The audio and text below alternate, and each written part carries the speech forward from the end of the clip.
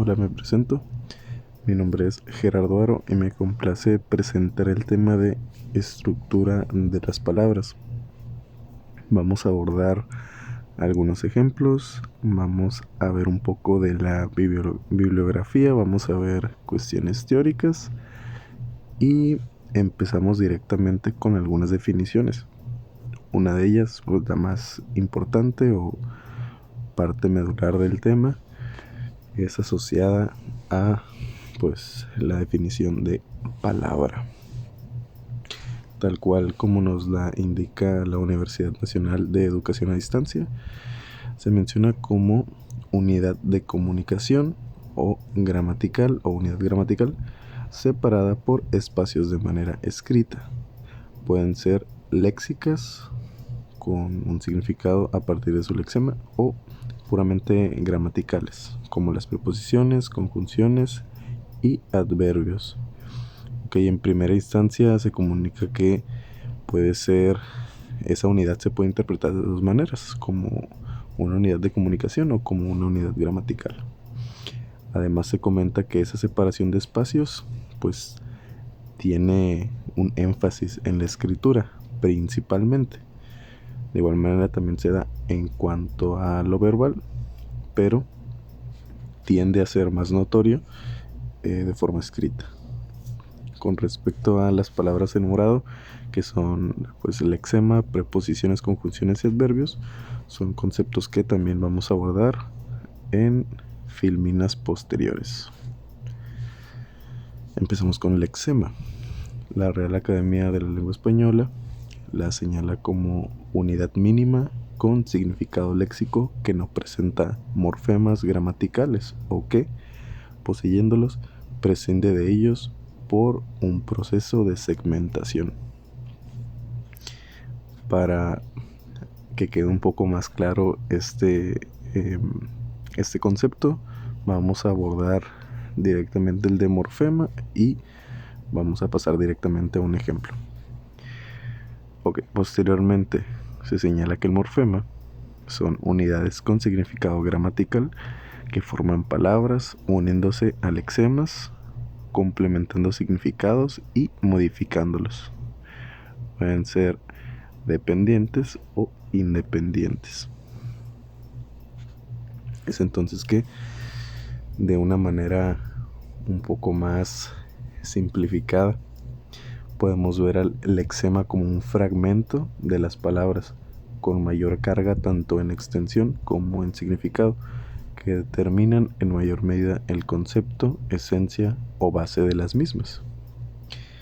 Y el morfema también es un fragmento de las palabras que dotan o determinan complemento a las mismas dependiendo de su uso o intención, de tal manera que se podría visualizar incluso como en la imagen que está a la izquierda, la primera imagen, que es una pizza, ¿no? El lexema podría ser la mayor parte, que es básicamente la esencia de ese producto, ¿no? Un producto circular, un producto con diferentes elementos que lo caracterizan, y vemos ahí esos 5 fragmentos, y se le añade el último fragmento, que sería ese morfema. Termina de complementar esa imagen visual que tenemos acerca de ese alimento. Entonces vemos ahí muy claro cómo se puede fragmentar algo, ¿no? Bien, siguiendo con esa línea acerca de los fragmentos, vemos aquí fragmentos de una misma palabra, pero derivada de diferentes maneras. Por ejemplo, primero está el lexema conej, se le añade el morfema o y tenemos la palabra conejo.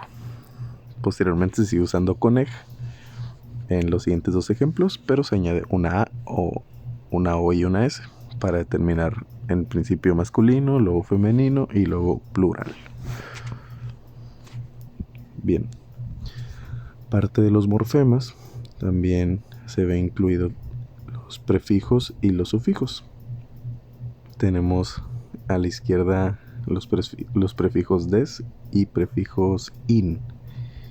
Del lado izquierdo están los prefijos ura y ar, que tendrían que estar evidentemente señalados en verde, al igual los últimos dos que son ar, al igual que los sufijos ura. Bien, en cuanto a los prefijos, se puede notar que la palabra peinado, empleado, incapaz y tolerante quedan tal cual como en su raíz originaria, y simplemente se le agregan los prefijos y da otra perspectiva, otra variante de la palabra. En cuanto a, por ejemplo, la palabra loco, pues se retira la O pero se agrega ura.